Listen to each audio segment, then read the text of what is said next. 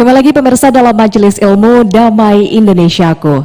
Tadi Ustazah Nada telah menjelaskan kepada kita semua mengenai bentuk-bentuk syirik yang terjadi di masa kini. Selanjutnya guru kita yakni Kiai Haji Asrorun Niam akan menjelaskan kepada kita mengenai bagaimana nih cara kita bisa membentengi diri supaya terhindar dari sifat maupun perbuatan syirik. Silahkan Kiai.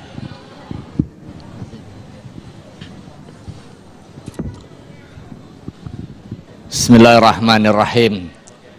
Assalamualaikum warahmatullahi wabarakatuh.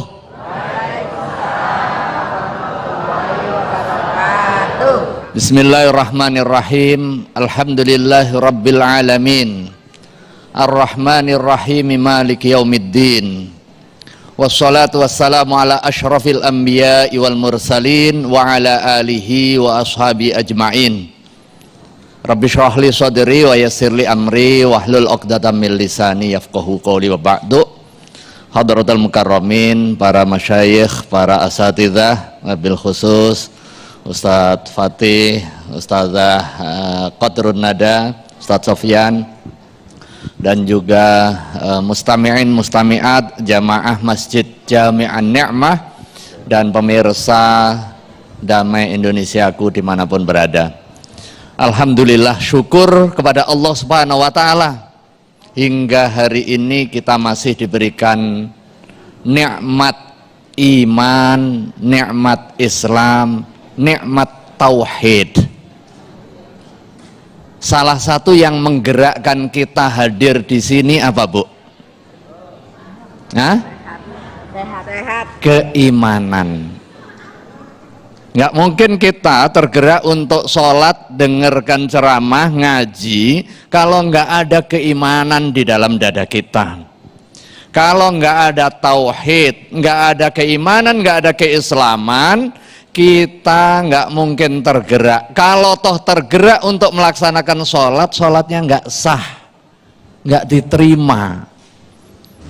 Artinya ada kekuatan besar di luar hal yang bersifat material yang mampu menggerakkan kita secara fisik untuk hadir dari rumah ke sini, sekalipun menurut nalarnya orang sehat, tetapi yang nggak terpanggil oleh panggilan tauhid, ngapain siang-siang nongkrong dengerin orang ceramah nggak jelas.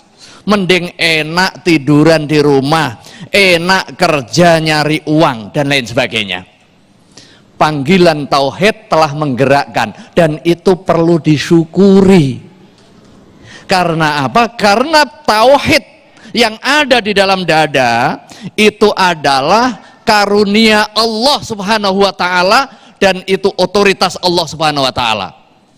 Orang tua kita nggak bisa memberikan, guru-guru kita juga nggak bisa memberikan hidayatut tauhid, itu nggak bisa. Bahkan Nabiullah Muhammad SAW nggak diberikan otoritas itu. Ketika pengen agar paman terdekatnya yang membantu dakwah Rasulullah SAW bisa bertauhid, bisa beriman, tetapi Rasulullah SAW tidak diizinkan oleh Allah Subhanahu wa Ta'ala. Innaka la tahdi man ahbabta walakinnallaha yahdi man yasha. Sesungguhnya engkau wahai Muhammad tidak punya otoritas untuk memberikan hidayah, tetapi Allah Subhanahu wa Ta'ala Maha pemberi hidayah, termasuk hidayatut taufiq dan juga hidayatut tauhid di sini. Kita syukuri. Dan syukur terkait dengan tauhid ini benteng pertama agar kita terhindar dari kesyirikan. Ketaatan yang paling puncak adalah tauhid, dan dosa yang paling puncak adalah kesyirikan. Biar nggak syirik, kita perkokoh tauhid kita. Tauhid itu mauhibah, tetapi perlu kita rawat. Bagaimana cara merawat tauhid yang ada di dalam dada kita? Dengan ilmu. Al imanu yazidu wa yanqusu. Iman itu bertambah dan juga berkurang, jadi fluktuatif. Kalau bapak-bapak pas nggak ada istrinya nyolekin tetangga, tadi dibilang itu imannya lagi turun. Kenapa iman turun? Iman turun karena maksiat, iman tambah karena ketaatan, dan ketaatan yang dimiliki oleh orang karena ilmunya. Jangan sampai pengen taat tanpa ilmu jadinya tersesat. Iyyakum wal ghulu wa fiddin. Nggak boleh berlebih-lebihan dalam hal agama. Berlebih-lebihan makan aja nggak boleh. Berlebih-lebihan dalam hal agama, pengen taat tetapi karena tanpa ilmu jadi tersesat. Sholat subuh lagi sehat-sehatnya, ya Allah, sebagai wujud syukur saya kepada Allah, saya tambah nggak cuma 2 rakaat tapi 5 rakaat. Maksudnya baik tetapi jadinya tersesat. Ya, kita balikin tujuan kehidupan kita. Alhamdulillah kita diberikan nikmat tauhid, kita diberikan nikmat hidup. Kalau hidup saja, binatang juga hidup.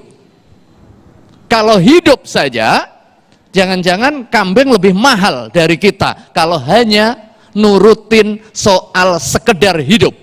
Tetapi apa tujuan kehidupan kita?